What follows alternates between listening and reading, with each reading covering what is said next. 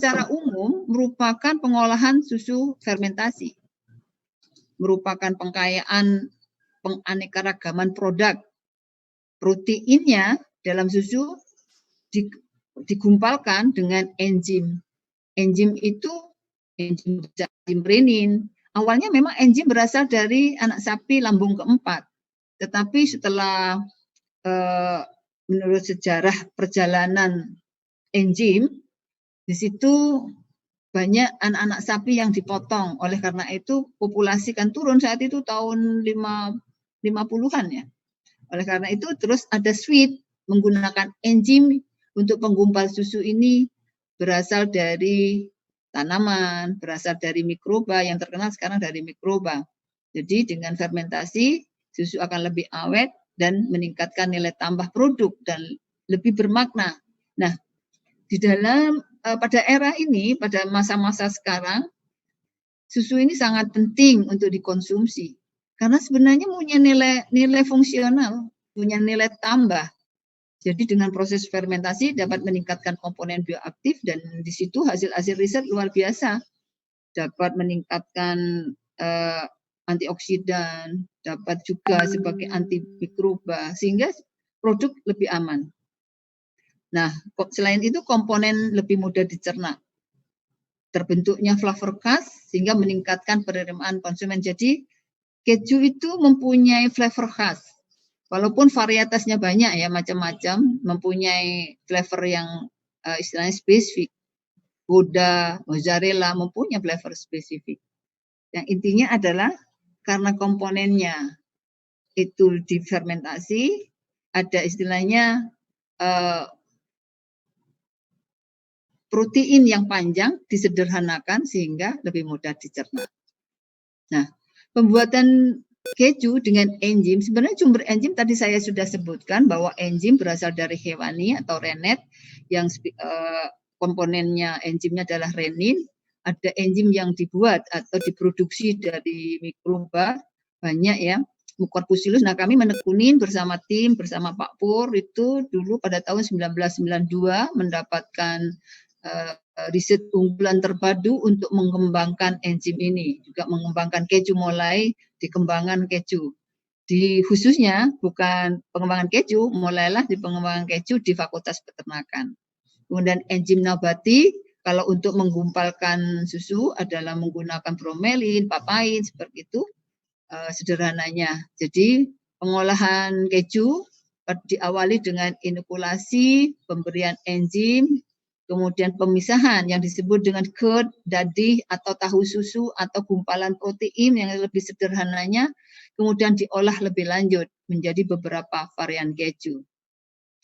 Selanjutnya ini dia,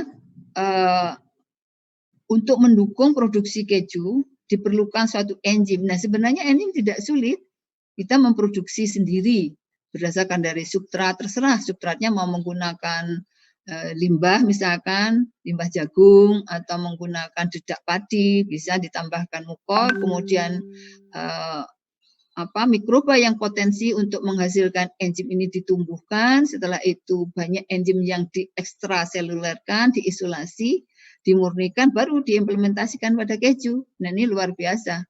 Ya, kalau dulu menggunakan enzim renin dari lambung anak sapi yang keempat, diekstrak gitu di bagian mukosanya, sekarang sudah diganti posisinya oleh mikroba. Jadi ada mikroba luar biasa, sekarang ada COVID juga dengan mikroba, tapi kita juga di perkejuan ini akan bersahabat dengan mikroba yang namanya adalah Mucorpusculus, bahkan bal itu untuk menghasilkan keju ada starter yang harus ditambahkan.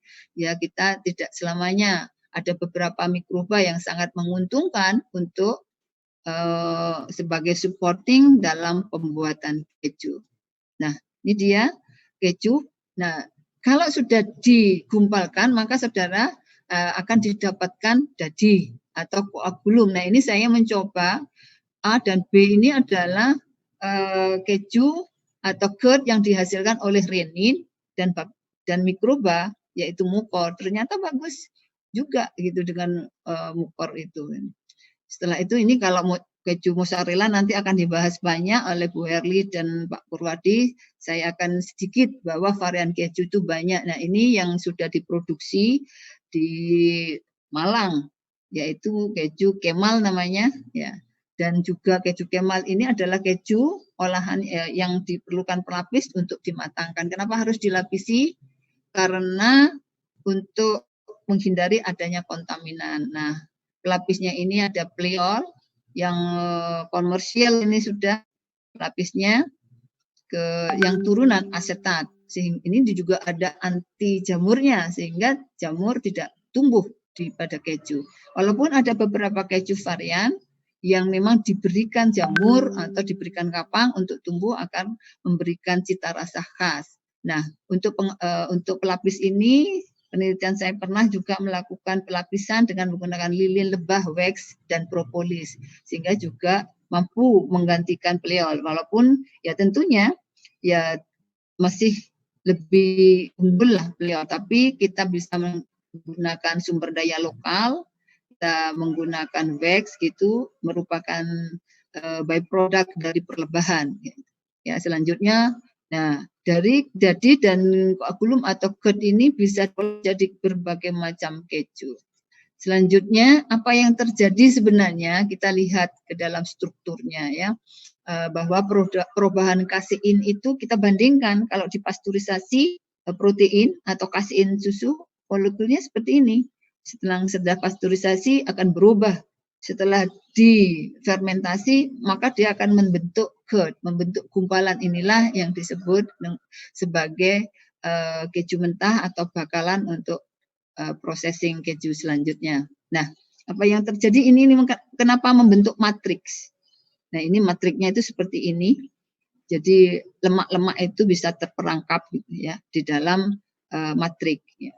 Ini proses pembentukan gel. Mengapa istilahnya protein keju dan airnya bisa memisah? Itu karena ada mekanisme seperti matrik ini. Jadi bersatunya molekul-molekul protein menjadi satu sehingga mampu kadar air yang terperangkap itu terlepas sehingga mendapatkan curd.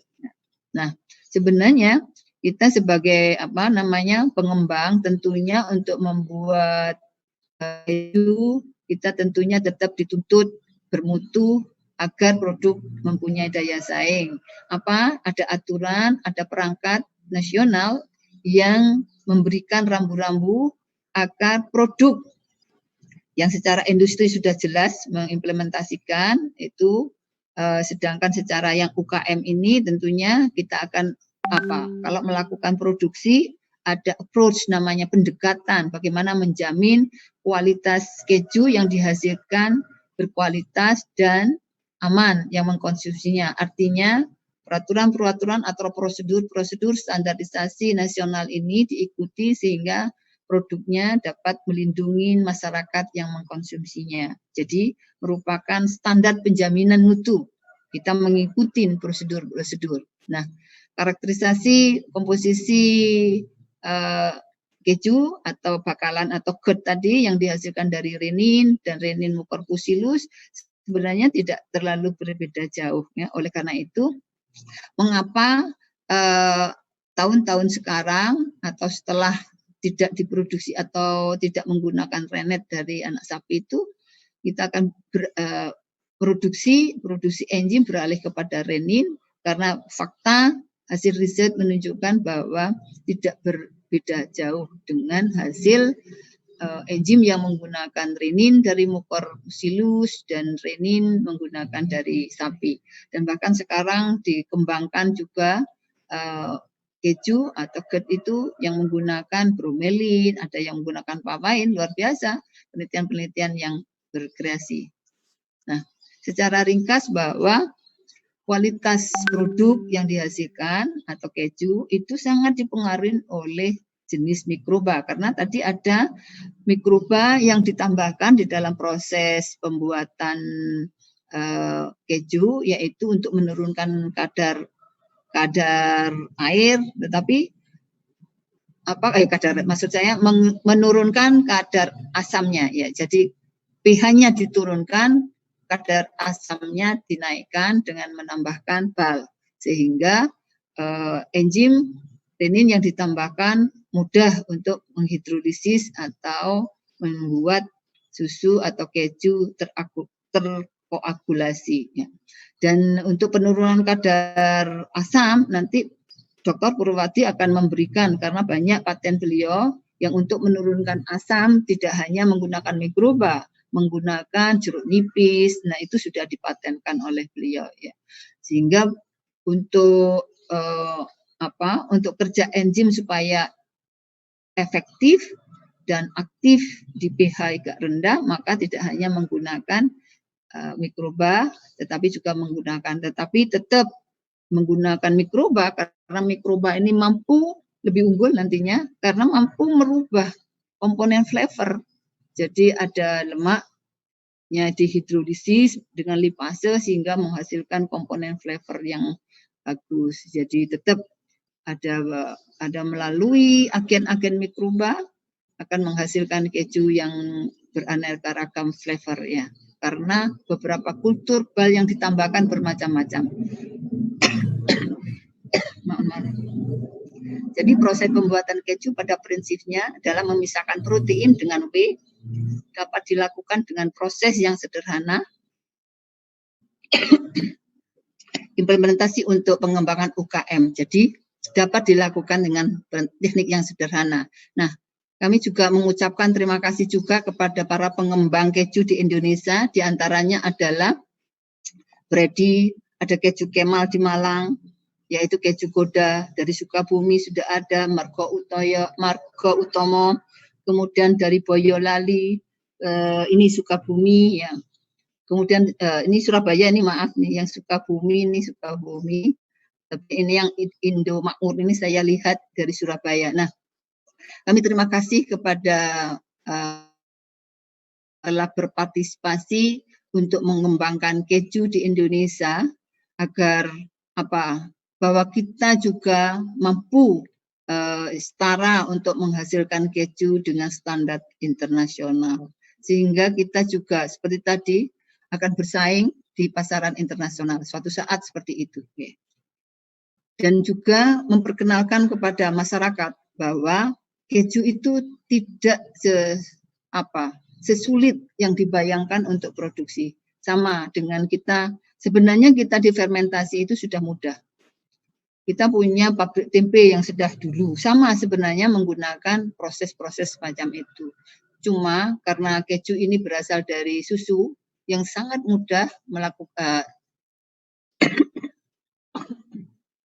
terjadi kontaminasi, maka kita harus hati-hati. Saya kira itu. Assalamualaikum warahmatullahi wabarakatuh.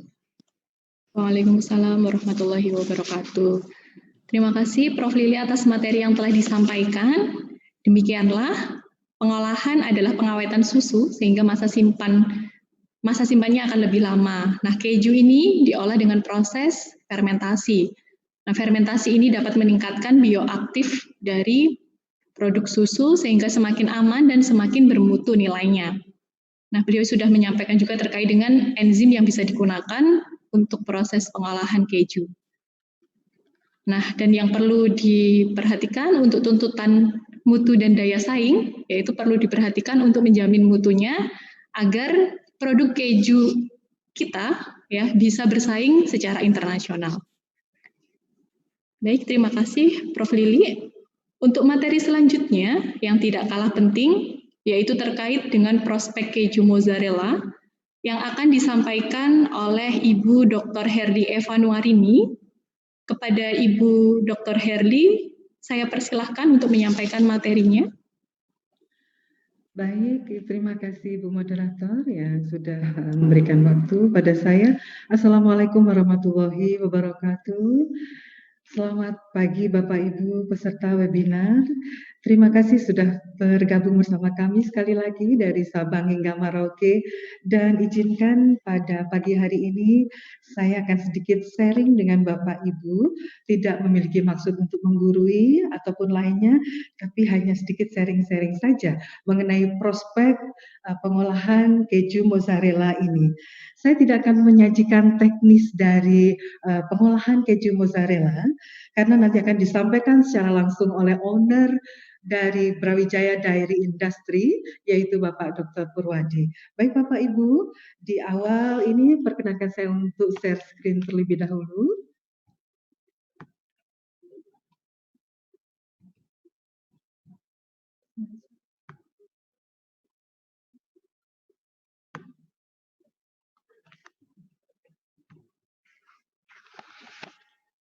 Baik, saya akan sedikit mengutip kalimat dari yang saat ini sedang tren ya, yaitu anyone can steal your idea, but no one can steal your execution. Ini adalah sedikit pernyataan dari Mas Menteri, kalau saya bilang Mas Menteri ya, Pak Menteri Nadiem Makarim. Ya, jadi semua orang bisa mencuri ide Bapak dan Ibu, tapi tidak seorang pun mampu untuk mencuri eksekusi dari Bapak Ibu. Jadi prinsipnya adalah eksekusi Bapak Ibu. Kalau misalnya Bapak Ibu memiliki ide, memiliki inovasi, kalau itu tidak dituangkan dan tidak dieksekusi, tentu saja itu tidak akan bisa seperti itu, tidak akan real menjadi itu. Jadi itulah yang harus ditanamkan Bapak Ibu. Baik Bapak Ibu, mungkin sudah sering untuk disajikan data-data seperti ini ya Ibu. Saya mohon izin untuk menyajikan data produksi susu tahun 2015 dan 2019. Kemarin berkaitan dengan Hari Susu Nasional dari Susu Nusantara ya, ada kabar gembira bahwasanya terjadi peningkatan produksi susu dan konsumsi susu per kapita penduduk, di mana meningkat secara signifikan meskipun dalam kondisi pandemi seperti ini, justru sumber atau source dari protein semakin dicari. Karena apa? Kekebalan tubuh maupun protein dibutuhkan untuk memaintain, untuk benteng dari tubuh kita dari berbagai gempuran penyakit. Baik, ini adalah dari data BPS Bapak Ibu, dalam ribu ton terjadi peningkatan yang sangat signifikan pada tahun 2019 dan meningkat kembali pada tahun 2020. Ini adalah dari Outlook Susu, data konsumsi susu mulai 5 tahun terakhir dari 2015 hingga 2019, Bapak Ibu. Terdapat kabar gembira di situ sangat signifikan sekali dari konsumsi susu liter per kapita per tahun, tapi memang ini masih harus perlu digenjot lagi agar bisa lebih meningkat lagi tentunya. Bapak Ibu, kabar gembiranya adalah bahwasanya Pusat Data dan Sistem Informasi Pertanian, Sekretariat Jenderal atau Pusdatin, Kementerian Pertanian sudah merilis dan mencatat bahwa keju adalah produk susu olahan yang memiliki tingkat pertumbuhan konsumsi dalam masyarakat Indonesia yang cukup besar, yaitu sebesar 12,5% per tahun, ya.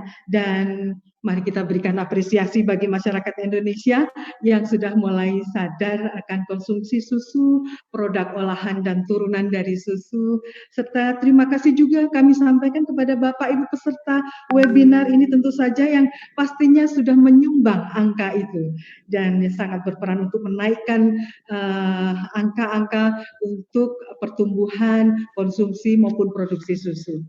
Baik Bapak Ibu, saya lanjutkan. Keju. Siapa yang tidak kenal keju? Produk olahan susu ini sangat begitu populer di kalangan anak-anak, remaja, hingga dewasa. Cita rasa yang manis, gurih, dan memiliki kandungan vitamin A, B12, dan vitamin C, kalsium, zinc, fosfor, zat besi, begitu digemari saat ini. Tapi, apakah semua Bapak Ibu yang hadir di webinar pagi hari ini, semua penyuka keju?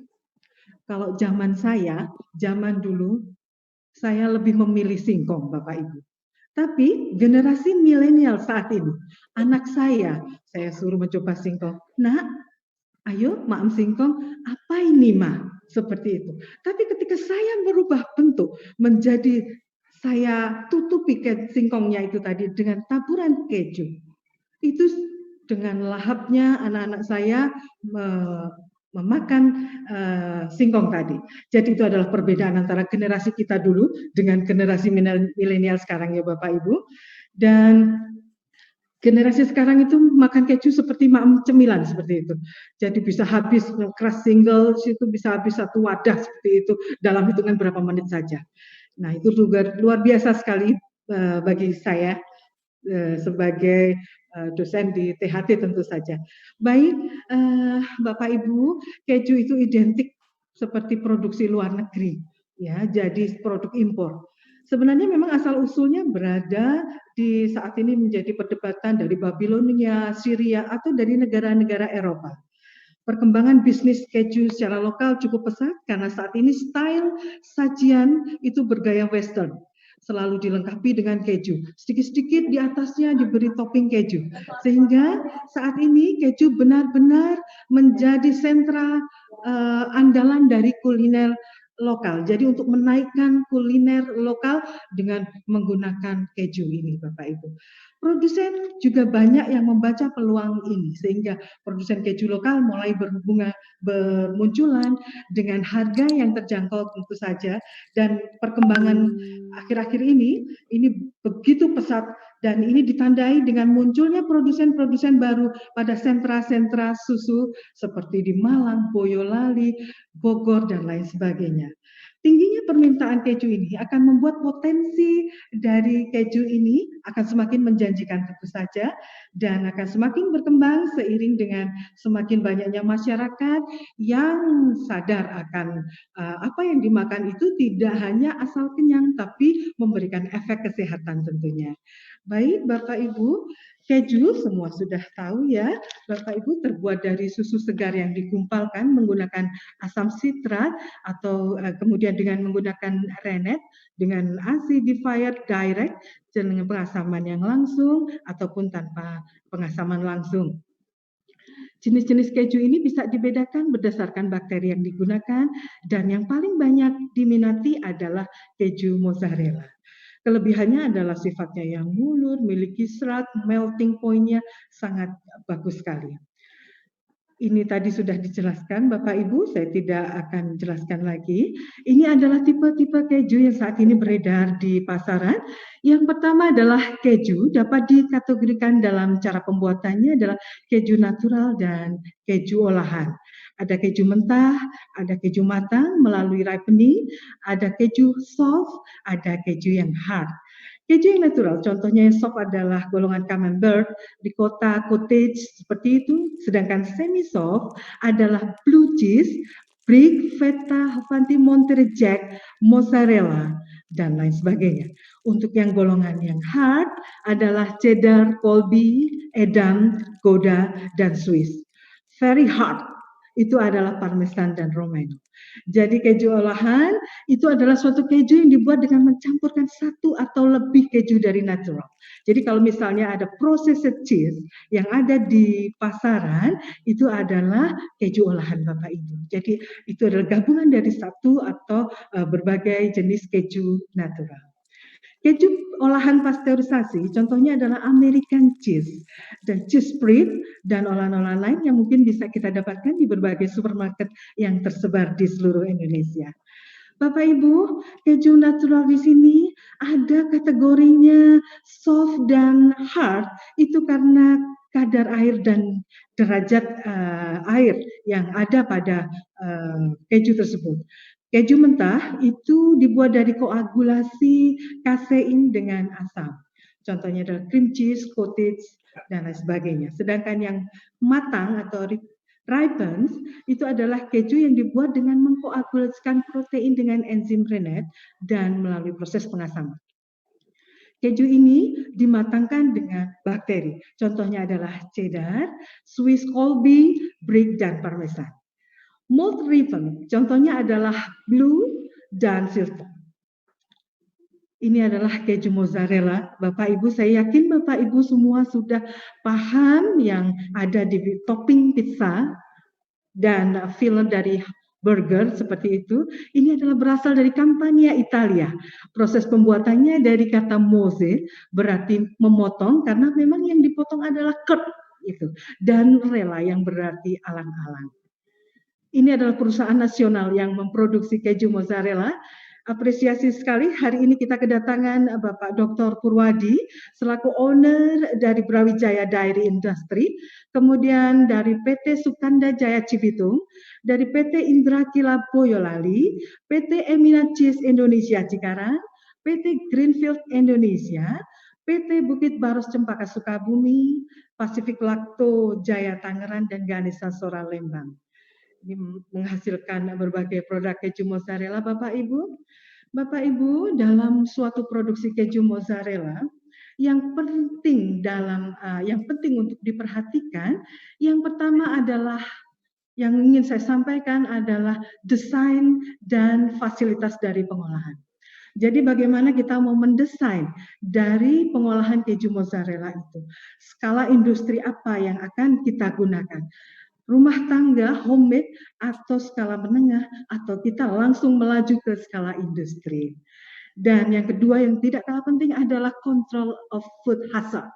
Karena hazard ini akan mempengaruhi dari final product dari keju yang dihasilkan.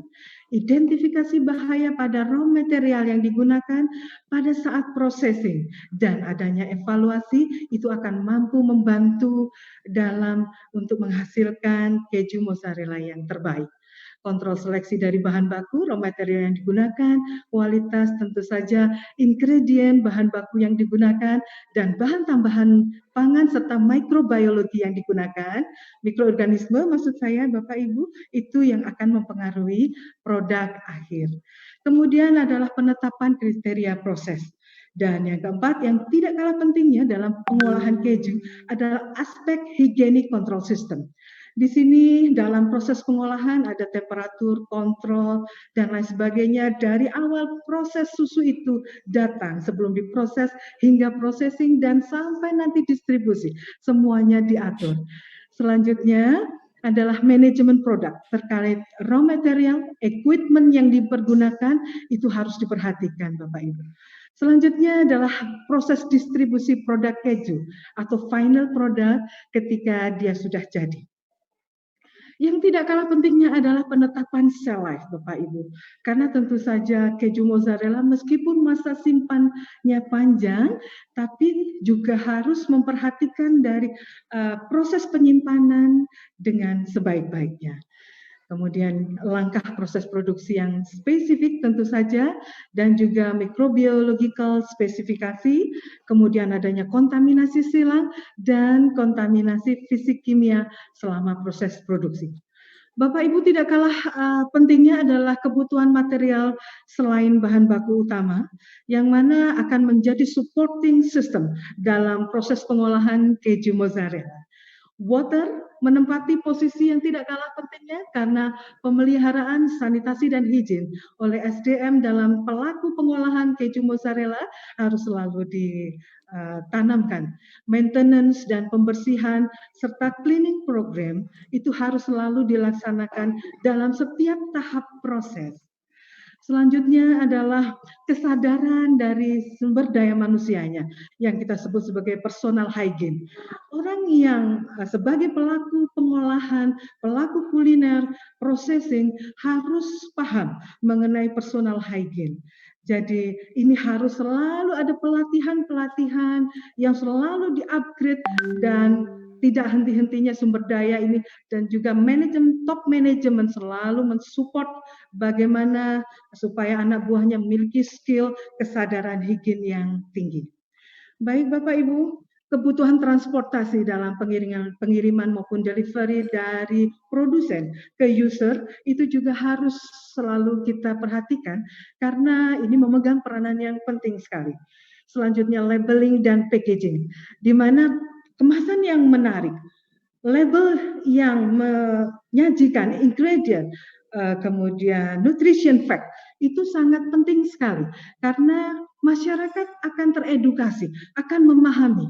Saat ini tren memang dalam suatu produk pengolahan hasil ternak, terutama persusuan, sedang trending namanya low fat, reduced fat, light fat seperti itu, dan mungkin nanti kedepannya diharapkan ada keju mozzarella yang low fat sehingga ini mampu mengakomodasi bapak ibu yang misalnya tidak bisa mengkonsumsi ini atau takut ini kan lemaknya tinggi seperti itu. Jangan khawatir ibu, semoga nanti dari bapak ibu peserta webinar di sini nanti dapat menginisiasi adanya penelitian-penelitian tersebut.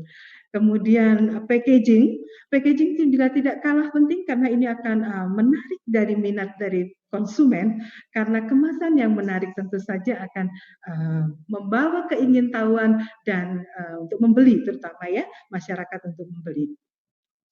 Selanjutnya, ketika kita sudah memilih skala produksi untuk rumah tangga, ataupun kita bisa langsung memutuskan untuk menengah ke atas, ataupun langsung masuk ke skala industri melalui pilot plan seperti itu, maka yang harus kita lakukan itu adalah yang pertama, kita harus membuat seperti business plan industri keju.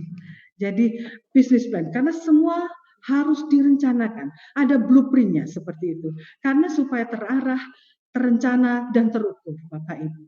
Dalam bisnis plan ini, yang menjadi perhatian itu adalah, yang pertama adalah lokasi, bahan, lokasi dari industri keju. Tentu saja, lokasi yang digunakan dalam suatu usaha, ini adalah lokasi yang tidak bermasalah, lokasi yang strategis, lokasi yang dekat dengan bahan baku atau raw material, lokasi yang dekat dengan konsumen. Karena ini penentuan lokasi ini merupakan sesuatu yang sangat vital sekali. Jadi jangan sampai misalnya kita membuat suatu usaha, kemudian usaha ini lama-lama menjadi suatu usaha yang sangat luar biasa berkembang. Kita akhirnya bisa ekspansi ke belakangnya, sampingnya. Itu kalau misalnya lokasinya itu tidak kita tentukan dari awal, maka kita akan bermasalah pada selanjutnya. Karena kadang misalnya ada juga orang yang tidak suka dengan usaha kita, maka dia akan ibaratnya seperti ngeriwui begitu. Ngeriwui itu bahasa Indonesianya adalah seperti dia akan dan lain sebagainya. Keseimbangan dan langsung industri atau usaha. Selanjutnya adalah skala yang ada kita gunakan.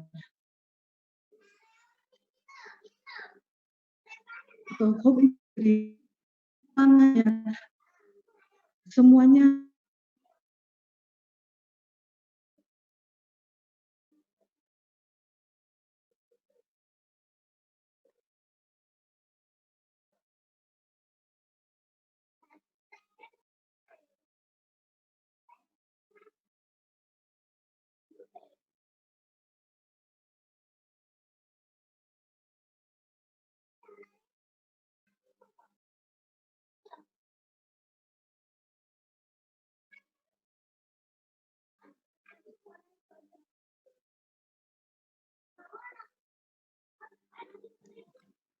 Mohon Ibu suaranya untuk di unmute terlebih dahulu.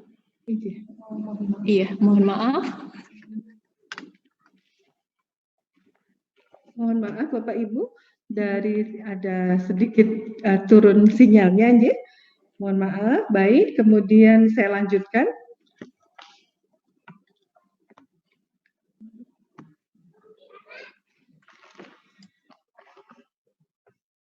Kembali saya lanjutkan Bapak Ibu.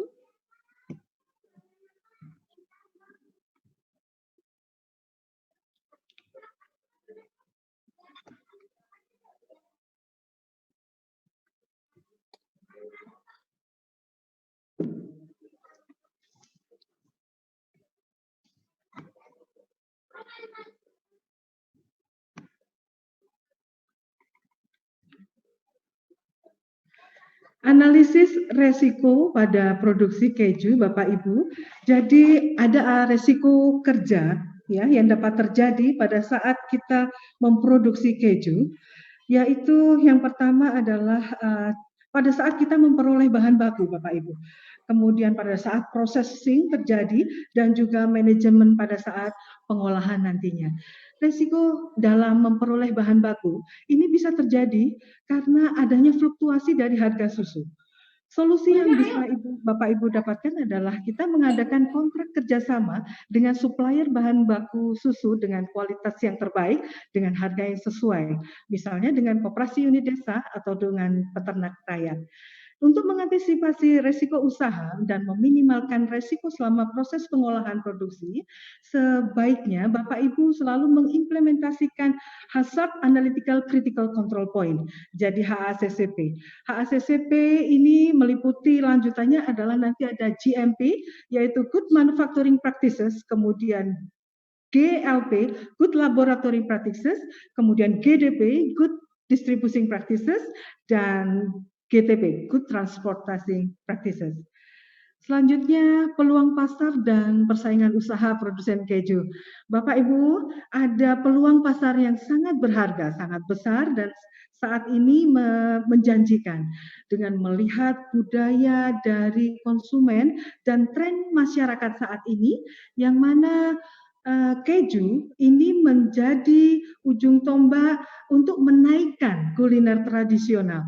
Jadi kalau ada sentuhan ataupun masuknya keju pada makanan itu akan mengangkat derajat ibaratnya. Sehingga keju ini banyak digunakan pelaku usaha kuliner, catering, kemudian resto, hotel, dan lain sebagainya untuk dimasukkan ke dalam produk ataupun makanan yang ada untuk menaikkan nilai jual, menaikkan, sehingga ini merupakan peluang pasar yang sangat luar biasa.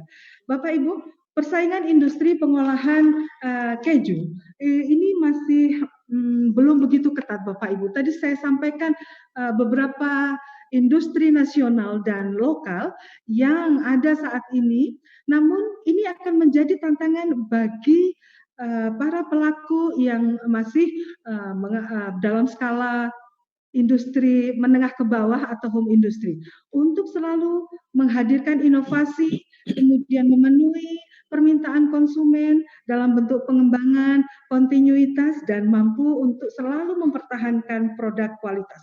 Jadi kata kuncinya adalah di sini adalah bagaimana kita mempertahankan kualitas dan juga menjaga kontinuitas.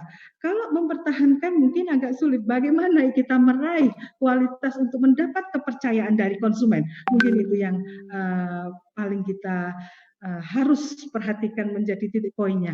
Baik Bapak Ibu, selanjutnya adalah market share. Jadi ini adalah bagian pasar yang dikuasai oleh suatu perusahaan dan potensinya dinyatakan dalam persentase. Secara global, market share ini untuk keju itu dikuasai oleh perusahaan keju importir.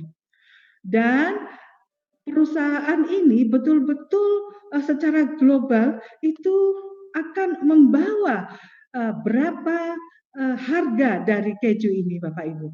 Kemudian market share di daerah lokal mungkin perlu ditingkatkan kembali untuk strategi pemasarannya berbasis sumber daya lokal.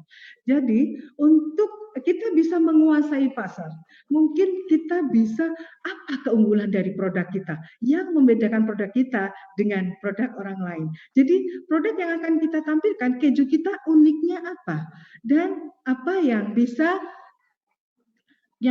kita lakukan untuk selalu berinovasi seperti itu.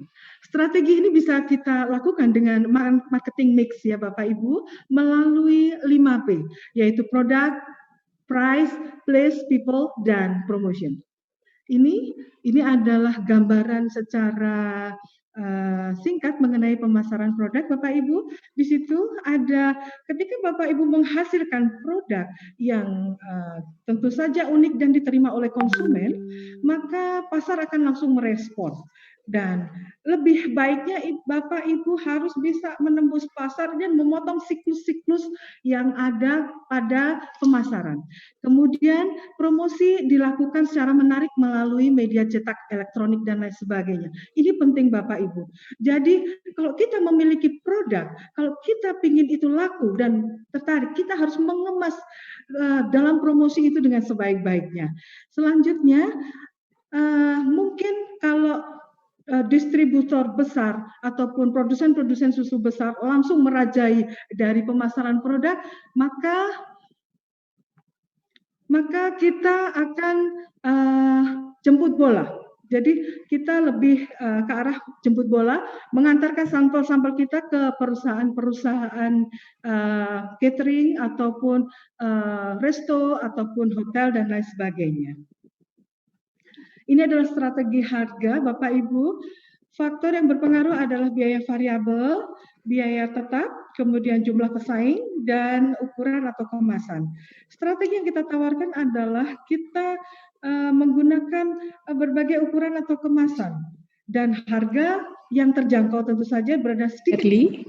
Mengingatkan untuk waktunya 5 menit lagi, nggih Ibu. Terima kasih Bu Moderator. Ini hanya sedikit lagi, Bapak Ibu. Dan sasaran serta target dari pasar ini adalah sasaran kita seluruh konsumen dari segala usia. Target pasarnya seperti saya sebutkan, catering, kuliner, kafe dan resto, produsen pizza, dan rumah tangga. Jadi promosinya tadi bisa lewat media sosial, Facebook, Instagram, Twitter, media cetak, offline maupun media elektronik yang online. Selanjutnya, ketika Bapak Ibu memulai usaha, maka Bapak Ibu harus membuat seperti analisis SWOT. Ini adalah strength, kekuatan kita. Apa saja kekuatan kita? Yang pertama adalah proses pembuatan keju mozzarella yang sangat mudah dan applicable. Selanjutnya, harga yang jual yang terjangkau, ya, dibanding dengan yang keju yang dari impor seperti itu. Dapat memanfaatkan e-business ya untuk mempromosikan produk melalui online. Selanjutnya adalah kemasan ekonomis yang menarik dan berlabeling. Tentu saja ada nutrition fact-nya, kualitas produk yang terjamin, bahan baku yang melimpah karena susu saat ini juga melimpah, dan memiliki keunikan produk. Memiliki daya simpan yang panjang dan belum banyak yang berani produksi karena menganggap ini sulit sekali. Padahal sebetulnya kalau Bapak Ibu tekun dan bisa berusaha, ini bisa membuka lapangan pekerjaan yang baru sebagai sumber pendapatan yang baru. Baik Bapak Ibu, selanjutnya adalah weakness atau kelemahan. Ini saya hanya memberikan sedikit gambaran Bapak Ibu. Raw material bahan baku yang digunakan pada pembuatan keju ini perishable food, mudah sekali mengalami kerusakan, dan jika tidak tepat maka pengolahan juga akan memiliki kelemahan, dibutuhkan modal yang cukup, dan anggapan keju yang memiliki harga yang mahal. Selanjutnya adalah opportunity atau peluang yang bisa kita raih adalah pertumbuhan pasar dan permintaan keju yang semakin meningkat. Saat ini peluang pasar di sini akan mendapatkan konsumen yang menjanjikan. Ada beberapa konsumen yang selalu tetap seperti itu. Penggunaan atau introduce teknologi yang semakin berkembang ini akan membawa kemajuan yang besar bagi produksi. Kemudian atau ancaman adalah selera dari konsumen yang selalu berubah-ubah Bapak Ibu, dan juga mood dari konsumen itu sebabnya kita harus selalu bisa membaca apa yang mau diinginkan konsumen. Kita harus selalu mengadakan kuesioner, kemudian apa yang dimau oleh produsen, oleh konsumen saat ini, dan produsen akan selalu inisiasi bagaimana memenuhi dari keinginan dari konsumen. Selanjutnya sekali lagi ada standarisasi itu penting, dan adanya strategi di atas adalah menjaga kualitas produk dan optimalisasi dari sumber daya. Terakhir Bapak Ibu, sebelum saya mengakhiri, mohon maaf kalau saya menggebu-gebu Bapak Ibu. Baik, tips sukses berbisnis keju mozzarella. Saya ingin sekali memotivasi Bapak Ibu supaya Bapak Ibu bisa menjadi seperti Bapak Dr. Purwardi semuanya. Yang pertama adalah selalu berinovasi dan menuangkan ide kreatif dalam mempertahankan kualitas dari produk keju. Ini sangat penting Bapak Ibu. Kemudian adalah penerapan hazard analytical critical control point dan pengendalian mutu serta standarisasi selama produksi. Kemudian lokasi usaha diusahakan dekat dengan bahan baku atau sentra susu supaya prosesnya lebih mudah. Kemudian memastikan pasokan raw material yang berkualitas dan kontinuitas, di mana kalau bahan dasarnya bagus, maka final produknya juga akan bagus. Tentu saja jika processingnya itu di tengah juga bagus. input, proses, dan output, seperti itu. Kontinuitas ini berkaitan dengan keberlanjutan dari usaha Bapak Ibu. Selanjutnya, pemasaran yang jemput bola. Ini dengan menawarkan secara langsung sampel Bapak Ibu keju untuk kuliner restoran, hotel, catering, supermarket. Jadi, Bapak Ibu menawarkan, saya punya produk ini. Kemudian Bapak Ibu harus mengevaluasi beberapa bulan apa kelemahan, apakah yang diinginkan selanjutnya, oh kurang melt, oh kurang seperti ini, rasanya kurang gurih, seperti itu. Selanjutnya adalah peningkatan keterampilan sumber daya manusianya dalam pembuatan keju. Jadi pelakunya itu harus terampil. Ya, dan selanjutnya berpikir positif dengan memiliki ketajaman insting prediksi market. Jadi informasi terkait pesaing, terkait supply and demand-nya, itu yang harus kita pikirkan, dan kita harus berpikir positif dan berikhtiar ini. Kemudian membuat perencanaan bisnis yang terencana, cermat, terukur, dan seluruh proses produksi serta target dari yang direncanakan ini harus matang. Apa target kita? 2 tahun ke depan, setahun ke depan, 5 tahun ke depan, hingga ini pembukaan cabang baru atau pengembangan lokasi. Kemudian memproduksi produk yang unik sekali lagi. Ini kuncinya Bapak Ibu. Ketika produk Bapak Ibu unik, yang berbeda dengan produk orang lain, maka itu akan merajai pasar.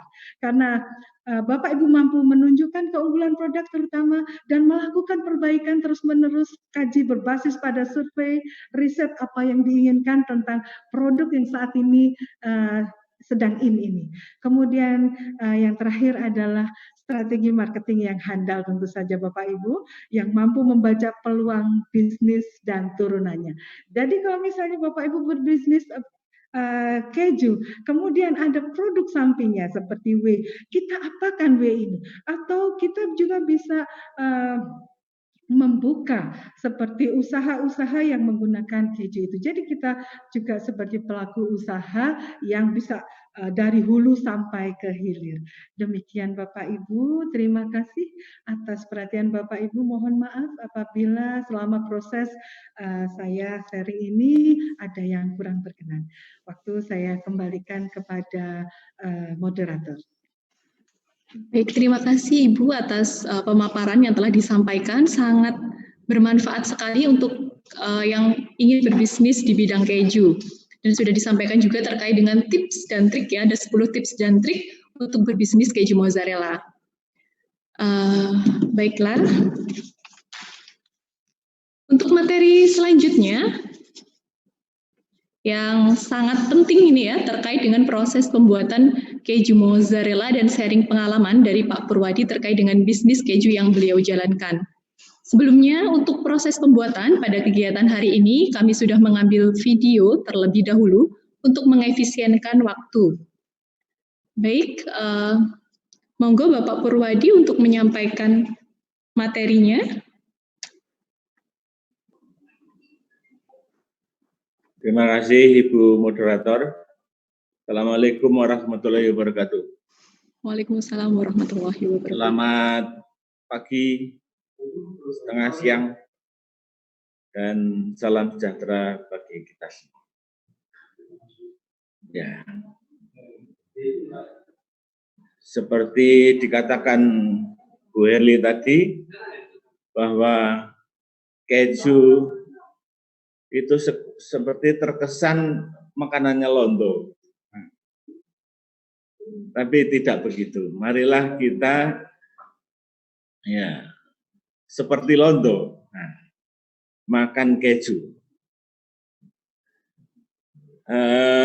Saya ingat waktu di kelas, waktu ngajar gitu, saya tanya, sebenarnya keju sama sate itu enak mana? Katanya enak sate. Saya katakan jujur. Ya. Enak mana? Keju sama nasi goreng. Enak nasi goreng. Nah, ternyata saya buktikan di rumah. Ya. Setelah nasi goreng, itu saya campur keju mozzarella. Enaknya luar biasa. Ya. Jadi lebih enak daripada keju, lebih enak daripada nasi goreng. Jadi silahkan nanti setelah ini dicoba, setelah pinter membuat keju mozzarella, jadi share gimana?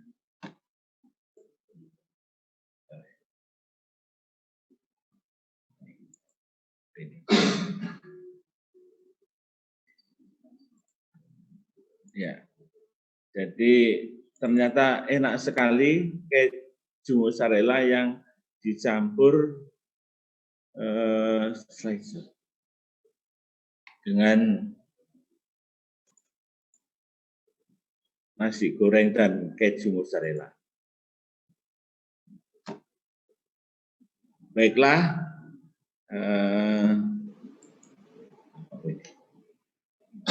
kita akan mulai berbincang-bincang tentang cara membuat keju mozzarella. Secara prinsip ada dua perbedaan cara membuat keju, terutama keju mozzarella.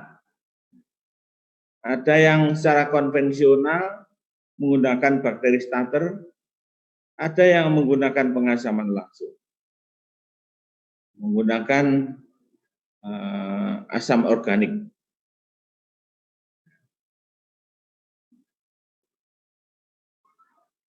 Yang menggunakan bakteri itu relatif lama waktunya, yang menggunakan asam langsung itu waktunya relatif lebih cepat.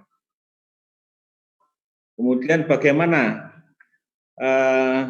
yang saya praktekkan, ya, karena saya nggak kurang akal ya, jadi dua-duanya saya gabung, baik yang konvensional maupun direct acidification, pengasaman langsung.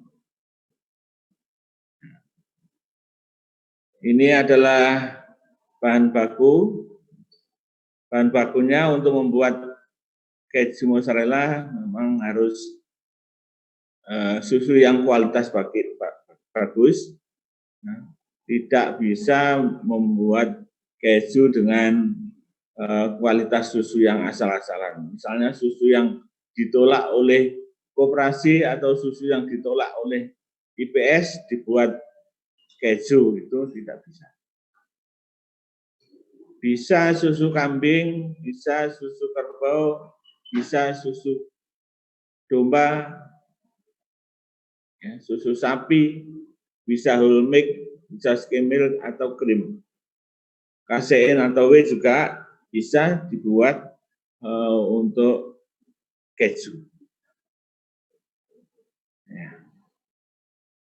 Tahapan pembuatannya yang kombinasi direct acidification yang saya tambahi bakteri starter. Kenapa dalam praktek saya menggunakan bakteri starter? Ternyata walaupun perannya bakteri starter itu tidak lama, tapi cukup memberikan aroma, cukup memberikan flavor yang bagus. Ini ilmu yang saya peroleh dari Richard, orang Australia yang kebetulan ngajari saya membuat keju mozzarella di pabrik saya.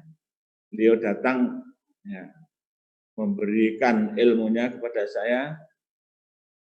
Ya, dia menyarankan menggunakan mikroorganisme, walaupun kalau ingin mempercepat asamnya itu ditambah asam organik. Jadi bakteri diberi kesempatan untuk memfermentasi 1 jam. Setelah itu dites pH-nya. Setelah itu perlu ditambah asam atau tidak. Enaknya kalau menggunakan direct acidification itu tidak perlu pasteurisasi. Karena toh nanti ada proses pemanasan, yaitu pada saat stressing. Stressing itu menggunakan suhu 75 sampai 85 derajat Celcius. Jadi cukup suhunya ditingkatkan suhunya 30 sampai 35 derajat Celcius. Selanjutnya penambahan asam organik dan starter.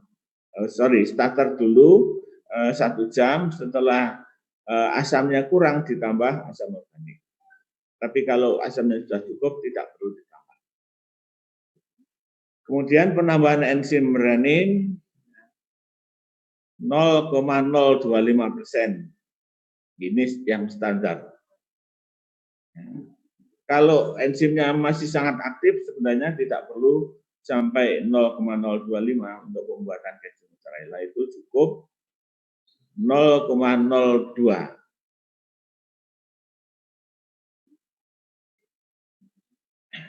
Diaduk sampai rata, kemudian didiamkan sampai membentuk gumpalan. Ya, ini contoh cheese fat. Ini yang skala besar, sekian.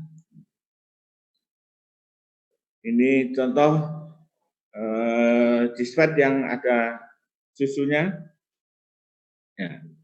Ini saya tunjukkan cheese fat yang dikonek dengan boiler, karena kami menggunakan steam.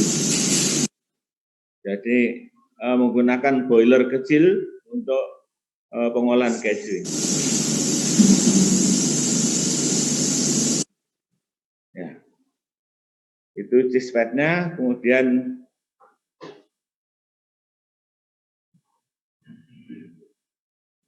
ya, ini susu yang masuk ke ruang processing.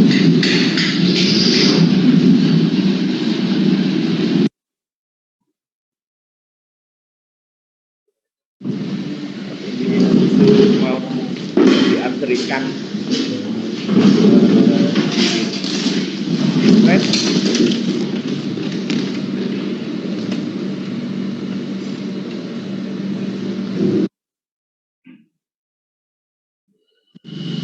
Nah, ini susu yang antri mau diproses masuk di spek, dites dulu suhunya.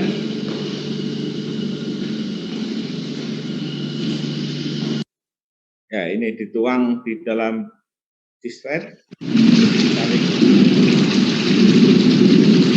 supaya tidak ada kotoran yang dalam proses. Ini terus terang susunya langsung dari koperasi, jadi perlu ada penyaringnya. Nah, setelah tertuang dalam dispenser diaduk rata. Setelah dihangatkan suhu 30 sampai 35 derajat Celcius. Nah, kalau sudah tercapai suhunya, maka dituangi starter. Ini starter yang akan dituang.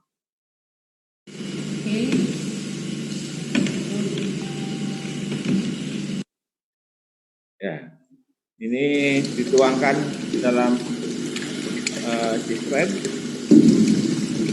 dituang sambil diaduk. Ini setelah didiamkan 1 jam, bakterinya berkembang biak dan membentuk asam. Kemudian dites pH-nya, apakah sudah tercapai atau belum. Kalau belum tercapai, maka ditambah asam organik. Ini penuangan asam ternyata kurang, jadi ditambah asam.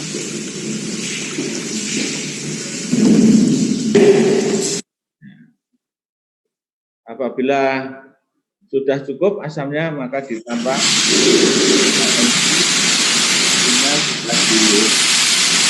dituangkan dengan ukuran tertentu dan diencerkan supaya tidak langsung menggumpal dalam dispet. Nah, kalau enzim itu tidak diencerkan, maka begitu dituang langsung menggumpal. Makanya diencerkan biar merata. Kemudian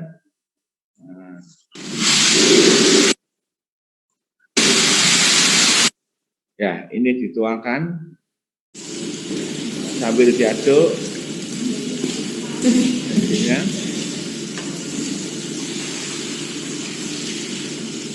Ya. Setelah dituang enzim, maka juga itu dipasang filter. Nanti setelah menggumpal dipotong-potong, kemudian dituangkan B-nya, tidak terikut kertnya, sehingga yang tertuang adalah B-nya saja. Ya, setelah menggumpal, dipotong kecil-kecil, kemudian didiamkan, maka keluarlah W-nya, cairan, kemudian dibuang cairan tersebut atau W tersebut, kemudian dipotong-potong lagi, didiamkan lagi, dibuang cairannya lagi, sampai tidak bisa mengalir. Bukan habis sama sekali, tapi masih ada sedikit, tapi sudah tidak bisa mengalir. Contohnya ini, pemotongan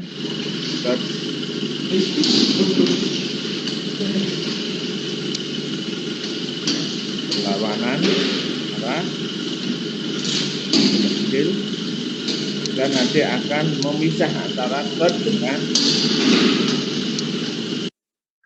Nah, setelah W-nya misah dengan cut, itu dituangkan seperti itu. Hanya dibuka, maka W-nya akan keluar.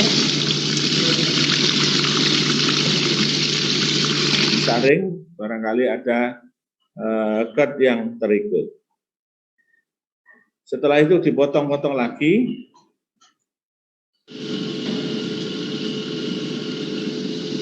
Ini cutnya yang sudah, W-nya yang sudah dituang, memang agak susah pemotongannya karena sudah memadat.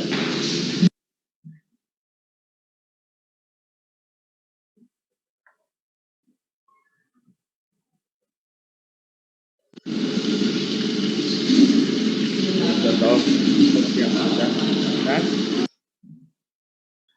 Ini cut yang sudah memadat dikumpulkan, akan dilakukan proses berikutnya, yaitu pencampuran cut ini dengan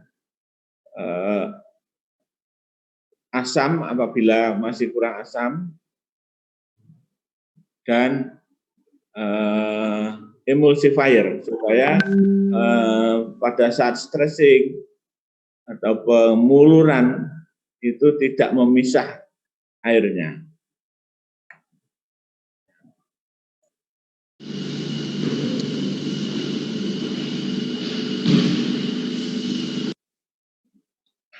Ini penimbangan cut untuk mengetahui campuran yang digunakan berapa gram atau berapa timbangannya.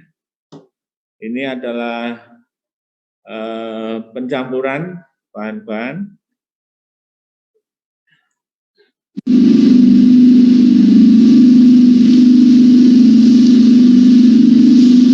Ini sudah kelihatan mulai mundur karena asam. Kalau bukan keju mozzarella tidak terlalu asam karena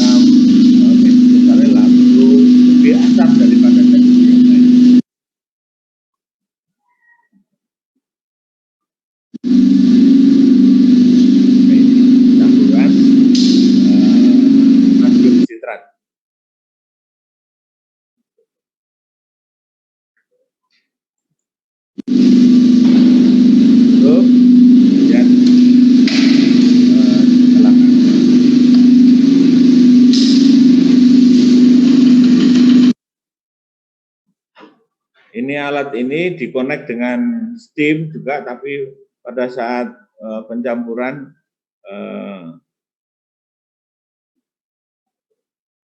tidak dinyalakan steamnya. Dituang.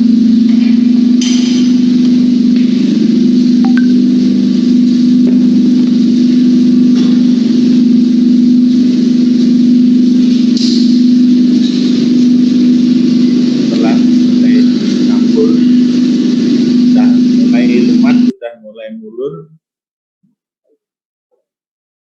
Proses berikutnya adalah penekanan atau working, pemuluran atau stretching. Nanti akan saya tunjukkan stretcher yang kami gunakan.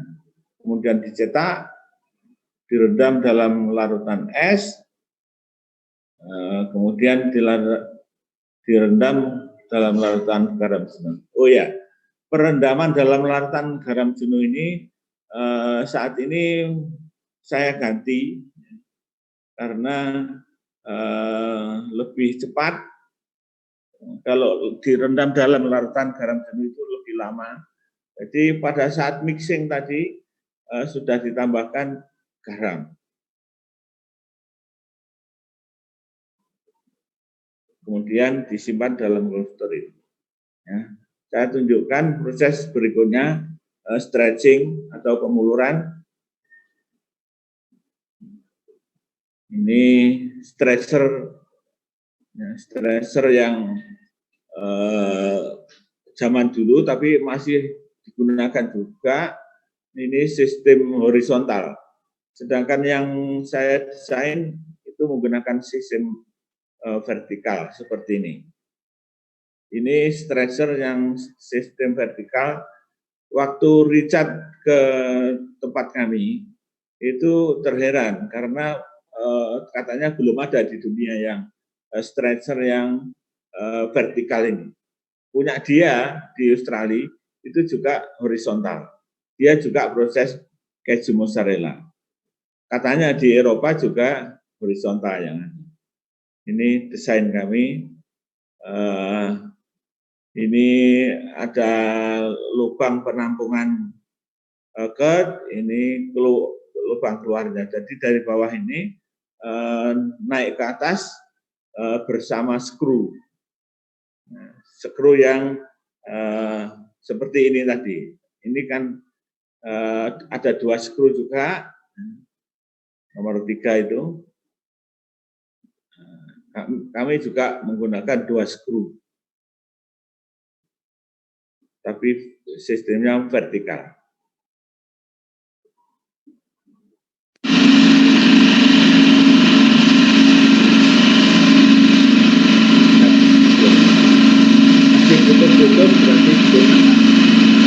Nah, kalau sudah matang berarti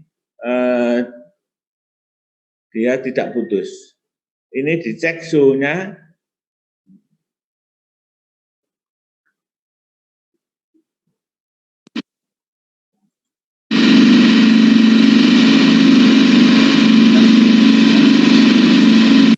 Ya, dicek kalau sudah 75 atau lebih, enggak sampai 85 itu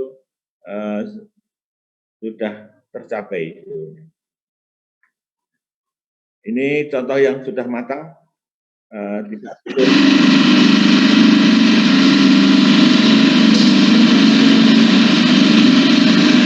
Relatif tidak putus. Ini kurang sebentar berarti. Nah, kemudian karena pasar kami itu perlu bentuk, ya, sebenarnya keju mozzarella adalah keju yang tidak bentuknya apa saja. Tapi karena permintaan pasar, maka saya cetak. Jadi ada kemasan 1 kilo, ada kemasan 1/4 kilo.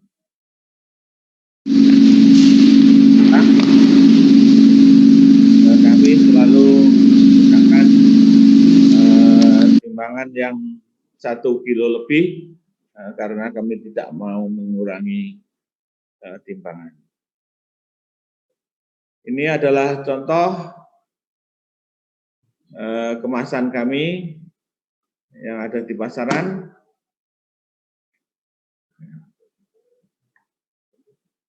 Ini saya putarkan video tentang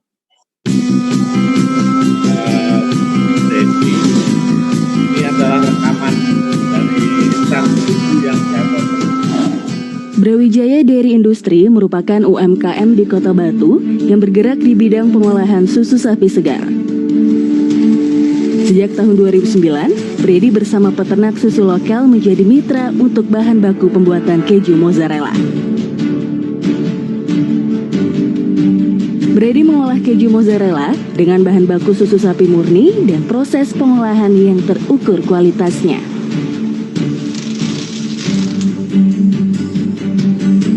Brady menghadirkan inovasi keju mozzarella untuk memenuhi kebutuhan konsumen Malang Raya dan Jawa Timur. Brady memiliki tujuan untuk menjadi produsen bermacam-macam keju yang mengedepankan kualitas. Brady mampu berinovasi untuk mengembangkan keju mozzarella menjadi bahan pangan yang mudah digunakan ke berbagai makanan. Brady ada untuk memenuhi kebutuhan produk susu Anda yang bernutrisi. Brady murni, kaya nutrisi.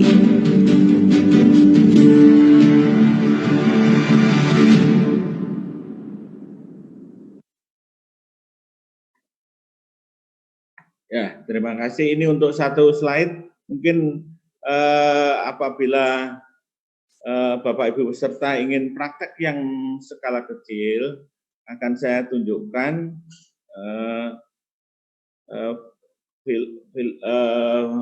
PPT yang berikutnya.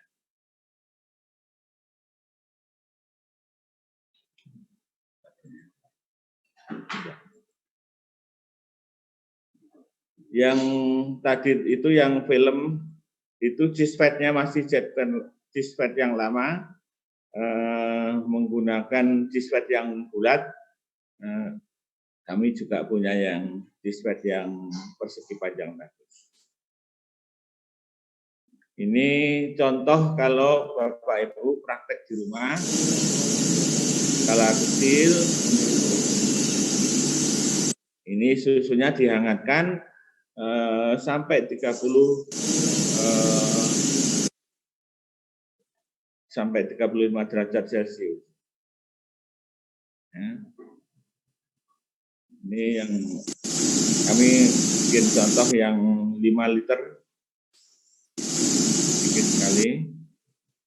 Ya. Setelah ditambah, ya penambahannya sama, penambahan asam dan starter, kemudian enzim. Setelah menggumpal, dites dulu. Nah, seperti ini pengetesannya. Nah, ini diiris kemudian diangkat. Kalau tidak kembali lagi menyatu curd-nya, itu berarti sudah matang, sudah layak untuk dipotong-potong. Tapi kalau dipotong kemudian diangkat itu menyatu lagi, berarti belum siap dipotong-potong. Nah, ini yang sudah siap dipotong-potong. Kalau kecil, Bapak Ibu bisa praktek di rumah mungkin dengan 2 panci. 1 panci kecil, 1 panci agak besar yang cukup untuk memasukkan panci kecil. Panci kecil yang berisi susu, sedangkan panci besarnya berisi air. Nah, ini dimaksudkan agar tidak 1 panci. Kalau 1 panci susunya kontak dengan panas langsung, sehingga bisa ada kemungkinan gosong.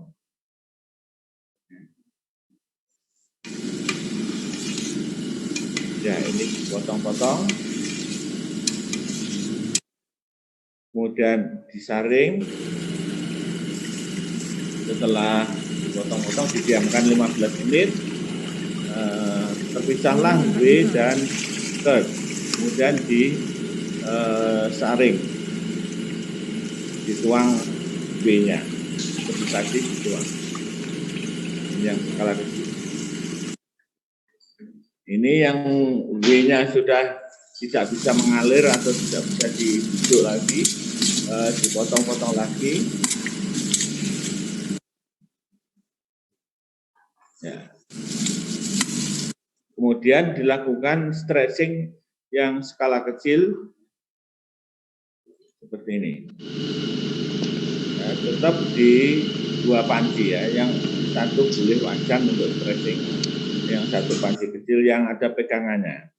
Karena ini panas, jadi ada panci kecil yang ada pegangannya.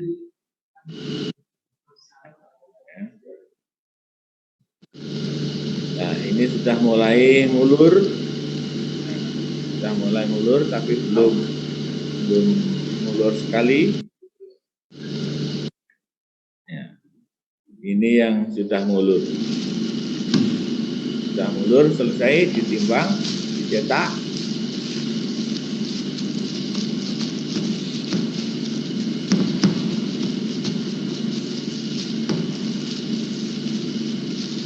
Ya. Sama dengan yang skala industri tadi, walaupun UMKM, ini skala laboratorium.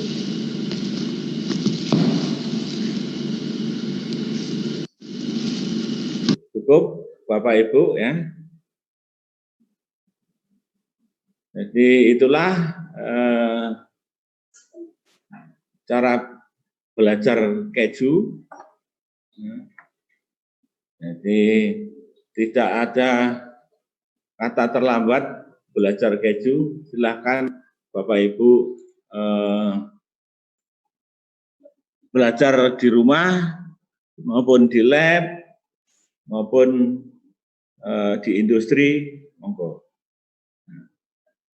Kenapa saya berpesan tidak ada kata terlambat? Yang sekarang jadi tukang keju ini, makan keju yang pertama itu dulu setelah jadi dosen. Waktu mahasiswa belum mampu untuk di keju. Setelah jadi dosen itu pun tidak beli keju, tapi minta. Waktu Prof. Lili itu belum profesor waktu itu, masih dosen baru. Bawa keju, saya minta. Saya panggilnya Mbak begitu, Mbak apa itu? Keju. Coba saya minta. Setelah saya makan, itu seperti makan sabun. Makan keju itu seperti makan sabun. Orang yang pertama makan keju seperti makan sabun, ternyata malah jadi tukang keju. Ya, saya populerkan kata tukang keju karena untuk mengingat bagi para peserta, email saya itu tukangkeju@yahoo.co.id. Hafal kan? Ya. Terima kasih, kurang lebihnya mohon maaf Bu Moderator. Saya sampaikan ya, semoga banyak diskusi. Kalau peserta minta waktu berdiskusi yang lebih, silakan Bu Moderator untuk memperpanjang entah berapa menit. Kalau tidak ya bolehlah, terserah moderator batas waktunya. Terima kasih. Assalamualaikum warahmatullahi wabarakatuh. Waalaikumsalam warahmatullahi wabarakatuh. Terima kasih Bapak atas materi yang telah disampaikan, sangat penting sekali ya di sini. Bapak sudah menyampaikan terkait dengan pembuatan keju mozzarella, prosesnya dengan menggunakan mesin dan secara manual atau konvensional, dan sudah dijelaskan tahapan proses pembuatan keju mozzarella secara runut, mulai dari bahan baku, susu harus berkualitas bagus, tambahan starter, proses pembentukan curd, proses stretching, hingga ke pengemasan. Nah, terus ada beberapa pesan dari Bapak Purwadi, tidak ada kata terlambat. Jadi yang ingin berbisnis, yang ingin mencoba untuk membuat keju, nah dimulai dari sekarang. Nah, menyambut pertanyaan dari Bapak Purwadi tadi ya, enak mana keju atau nasi goreng? Nah, jawabnya berarti nasi goreng yang bertopping keju mozzarella. Baik, Bapak Ibu yang berbahagia, para narasumber sudah memaparkan materinya masing-masing. Nah, sekarang kita sudah memasuki pada sesi tanya jawab. Baik, sudah ada beberapa pertanyaan yang masuk dan sudah ada yang angkat tangan ya. Baik, saya lihat terlebih dahulu yang angkat tangan untuk menyampaikan pertanyaannya. Jadi Bapak bisa menyebutkan nama, terus ditujukan kepada pemateri 1, 2, atau 3, dan bisa mengajukan pertanyaan. Baik, untuk Bapak Raden Febrianto, bisa menyampaikan pertanyaannya. Sebelumnya, perkenalkan diri terlebih dahulu. Terima kasih.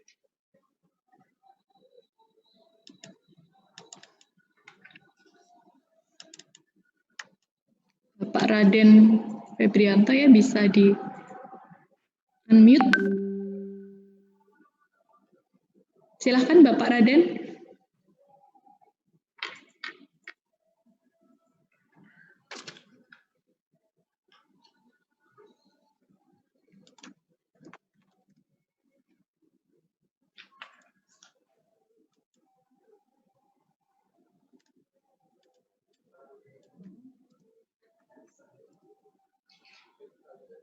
Bapak Raden Febrianto, tidak ada respon?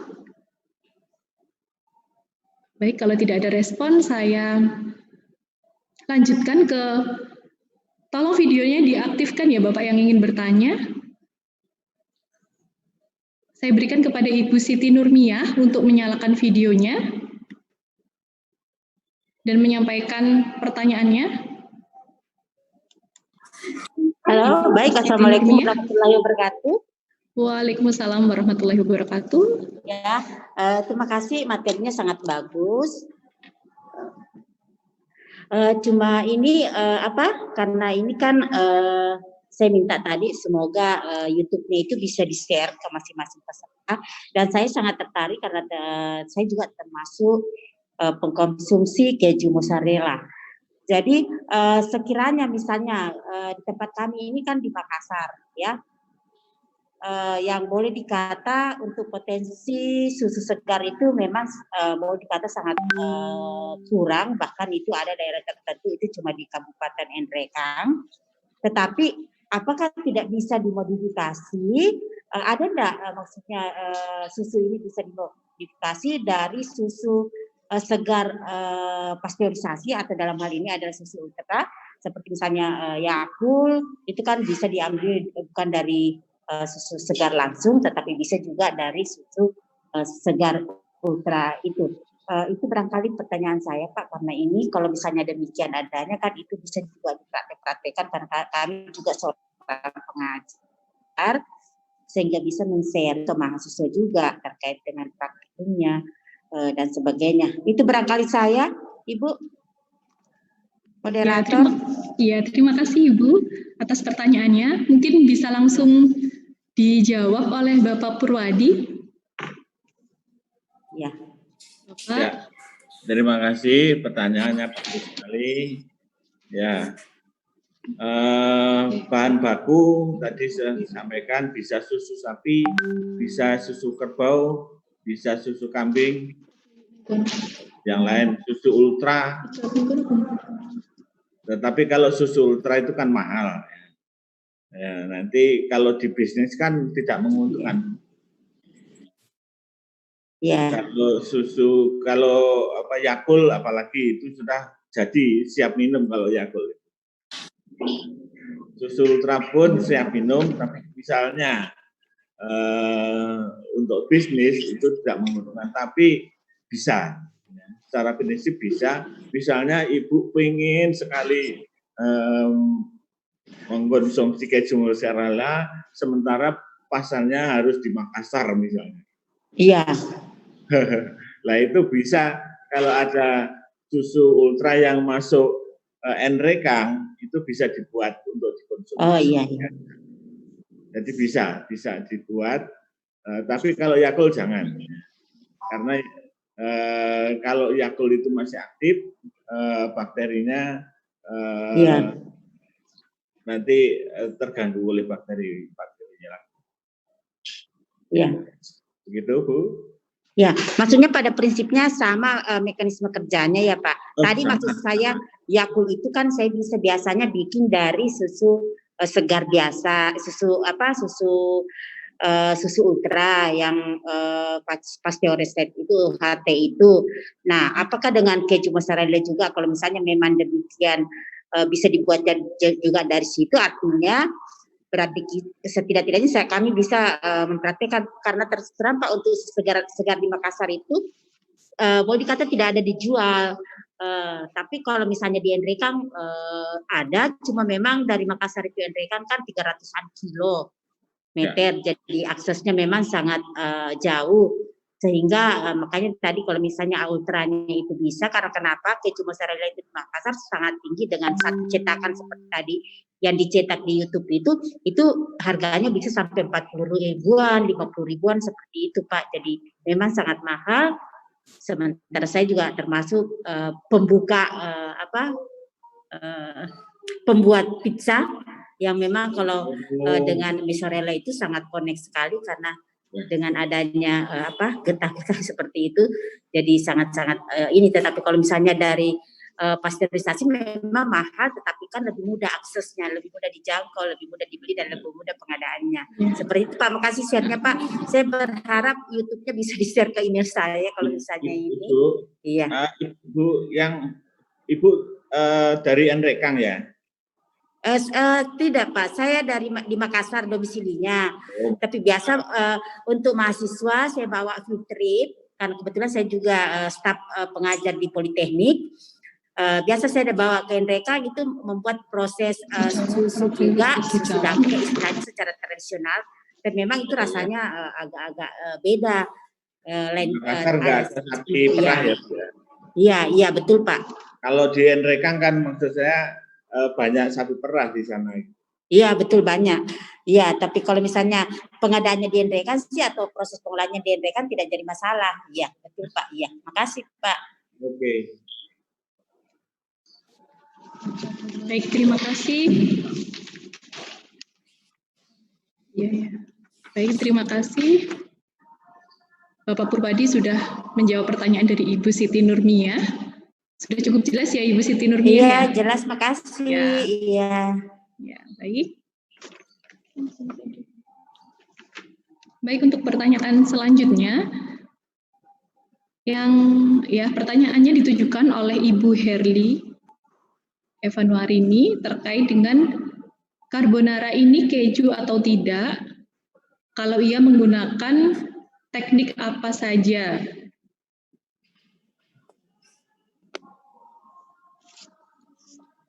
Baik, Ibu, mungkin bisa dibantu untuk menjawab. Baik, terima kasih atas pertanyaannya. Untuk keju carbonara, jadi carbonara yang dimaksud adalah yang dalam bentuk topping seperti itu ya. Itu biasanya juga diparutkan pada suatu produk ya. Itu memang berasal dari keju. Keju-keju yang untuk keju yang soft biasanya memang dikhususkan seperti mozzarella ini seperti melt begitu. Tapi ada beberapa keju yang agak hard itu harus diparut seperti itu. Jadi dalam proses pembuatannya tentu saja berbeda. Semua tergantung dengan kadar air dari keju tersebut, dan juga produk akhirnya itu berbeda antara keju yang hard, soft maupun semi hard begitu. Dan penggunaannya pun bervariasi. Kalau misalnya keju mozzarella ini adalah sebagai topping meleleh di atas suatu produk, kalau ataupun dimasukkan sebagai filling, kalau yang keju-keju yang agak hard itu diparut seperti itu. Begitu Bu Premi? Ya, terima kasih Ibu atas penjelasannya. Bu Premi? Iya, iya Bapak. Tulis dari panitia. Iya, ada banyak. Iya. Ada pertanyaan, apa bisa menggunakan bakteri dari keju yang sudah jadi dipakai lagi? Iya. Nah, ini kalau bakteri sudah jadi keju itu tidak bisa diambil lagi. Ya prosesnya terlalu rumit. Rumit ya. Kan teknologi yang Isolasi. sophisticated ya. Artinya malah rugi. Beli saja yang baru, murah. Iya. Yang baru. Jadi tidak perlu mengumpulkan bakteri yang sudah jadi keju. Itu malah secara bisnis tidak menguntungkan. Kemudian ada yang bertanya asam organik apa yang digunakan, bisa asam sitrat, bisa asam laktat, bisa menggunakan buah yang berasa asam. Seperti dinyatakan Prof. Lili tadi, bisa kami penelitiannya menggunakan jeruk nipis. Jeruk nipis kan relatif murah, itu diperas, kemudian perasannya itu bisa digunakan untuk mengasamkan susu. Jadi bisa bermacam-macam. Mungkin belimbing wuluh juga bisa. Ada penelitian mahasiswa kami menggunakan belimbing wuluh, menggunakan buah markisah. Buah markisah itu asam sekali. Kemudian target pH penambahan starter itu susu kan pH-nya 6,7, itu 6,3 6,2 gitu ya. Jadi kalau masih 6,4 masih ditambah asam sitrat. Kalau sudah 6,2 tidak perlu ditambah asam sitrat nanti karena akan turun lagi. Pada saat stressing itu pH-nya turun lagi. Karena bakteri yang ditambahkan itu masih bekerja. Kemudian perbandingan enzim dan air untuk mencairkan atau mendilusi bisa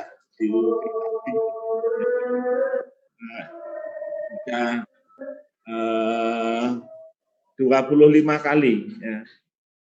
Teori yang ada menggunakan 25 kali atau 20 kali. Air yang air direbus atau air isi ulang juga bisa, air galon. Menghasilkan susu 10 liter itu untuk bahan yang berasal dari 10 liter itu jadi keju sekitar 1 kilo. Jadi ziltnya atau rendemennya itu sekitar 10%. Tapi kami bisa menghasilkan yang lebih dari 10%. Kalau 10% itu teori. Orang-orang barat sana, orang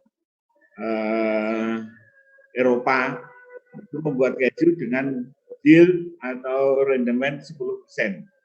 Kami bisa 12%. Bahkan pernah mencapai 15%.